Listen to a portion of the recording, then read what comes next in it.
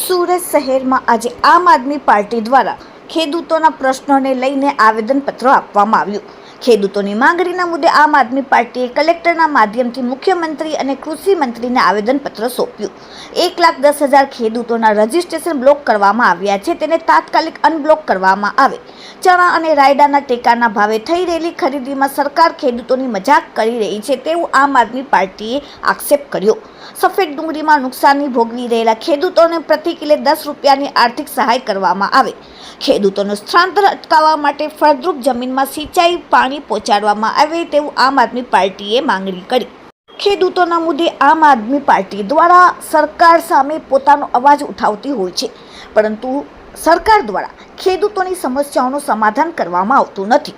તો આજે ફરી એકવાર આમ આદમી પાર્ટીના કિસાન સંગઠને ખેડૂતોના મુદ્દે ગુજરાતના તમામ જિલ્લાઓમાં કલેક્ટરના માધ્યમથી મુખ્યમંત્રી અને કૃષિ મંત્રીને આવેદનપત્ર સોંપવામાં આવ્યું।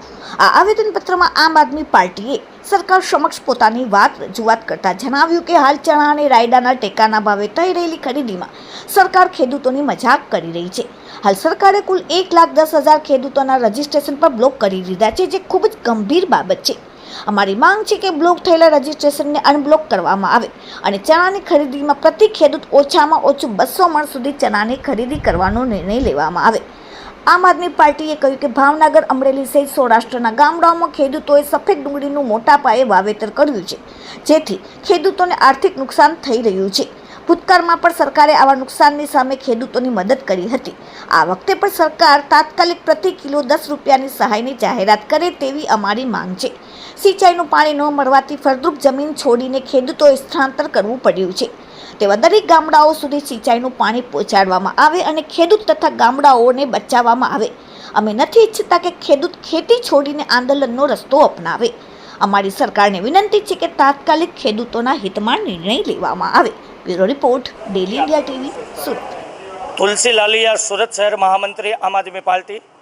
વિશેષ આજ જિલ્લા કલેક્ટર મારફતે મુખ્યમંત્રી અને કૃષિ મંત્રીને રજૂઆત કરવા માટે આવ્યા છીએ કે ગુજરાતના ખેડૂતો આજે પીડાઈ રહ્યા છે અને ગુજરાતના ખેડૂતોના અનેક પ્રશ્નો એવા છે અને પ્રશ્નોને તાત્કાલિક ધોરણે સોલ્વ કરવામાં આવે। સૌથી અગત્યનો પ્રશ્ન એ છે કે ટેકાના ભાવે ચણા અને રાયડાની ખરીદી કરવામાં આવે। સાથે સાથે અત્યારે ખેડૂતો દ્વારા ચણા અને રાયડાની ખરીદી માટે રજીસ્ટ્રેશન કરવામાં આવ્યું છે અને સરકાર દ્વારા 1,10,000 કરતાં પણ વધારે ખેડૂતોનું આ રજીસ્ટ્રેશન બ્લોક કરવામાં આવ્યું છે।